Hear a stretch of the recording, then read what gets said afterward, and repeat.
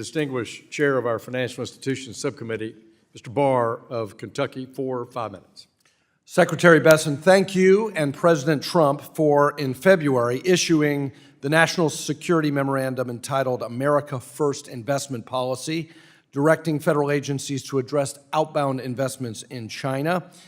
In March, as you know, Senator Cornyn and I reintroduced my bill to restrict outbound investment into China, specifically into Chinese military-industrial complex entities, primarily through OFAC sanctions.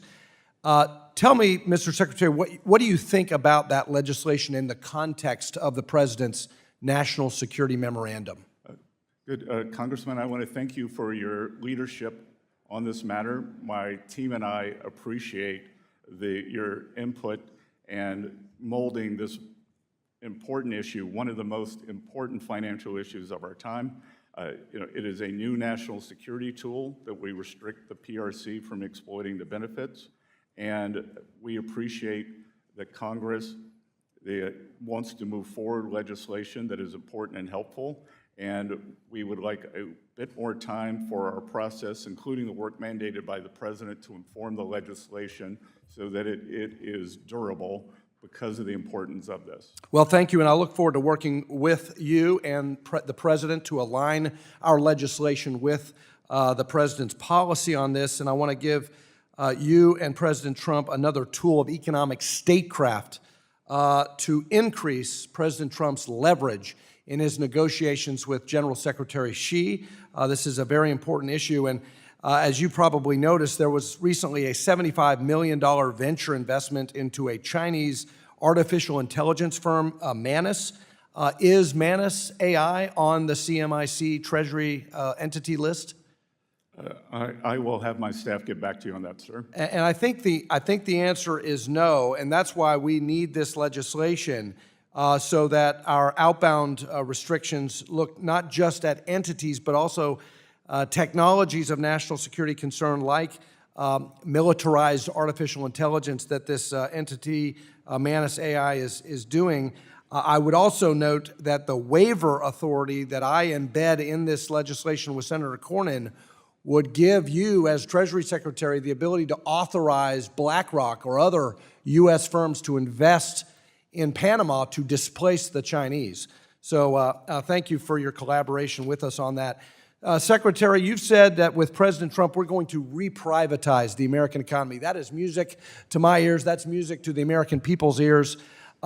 When federal bank regulators are talking about reproposing the Basel III Endgame proposal, they have been saying now for a long time we should do it in a capital-neutral way, abandoning former Vice Chair Barr's approach of a huge gold plating of bank capital. Since the Federal Reserve started to use the term capital neutrality in 2019, however, capital has increased by 10 to 20%, making the concept of capital neutrality really arbitrary. Large banks are now subject to stress tests, CCAR, GSIB surcharge, and a number of liquidity and resolution requirements.